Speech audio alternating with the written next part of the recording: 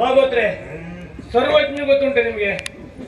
ಹುಡುಕ್ತಾ ಇದ್ದೆ ಅವು ಎಲ್ಲ ಬಿಡಿಸ್ಕೊಂಡು ಉಡುಪಿಗೆ ಹೋಗಾಯ್ತವ ಈಗ.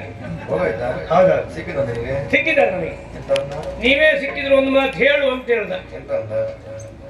ಎಲ್ಲೇ ಇರು ಹೇಗೆ ಇರು, ನಿನ್ನೂರದು ಹಿಲ್ಲೂರು ಮರೆಯದಿರು ಸರ್ವಜ್ಞ ಅಂತ. ಹೌದೌದು. ಬಾ ಗೊತ್ರೆ, ಒಬ್ಬ ಗೊತ್ರೆ ಬೇಜಾರಾಯ್ತು.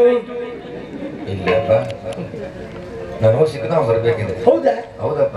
ಎಂತ ಹೇಳ್ದ? ನೀನ್ ಸಿಕ್ಕ ಮಾತ್ರ ಹೇಳುವಂಗ. ಏನಂತೆ ಏನಂತೆ ಹೇಳುದ? ಹೇಗೆ ಇರಲಿ, ಎಲ್ಲೇ ಇರಲಿ, ಕ್ಯಾಬ್ಗೆ ಮಾತ್ರ ಬೆಳಿಗ್ಗೆವರೆಗೆ ಹತ್ರ ಇರಲಿ ಎಲ್ಲ ಸರ್ವಜ್ಞ. ಮಂಜ ಬೇಜಾರಾಯ್ತು? ನಂಗೆ ಬೇಜಾರಾಯ್ತು, ಇವರಿಗೆಲ್ಲ ಖುಷಿ ಆಯ್ತು.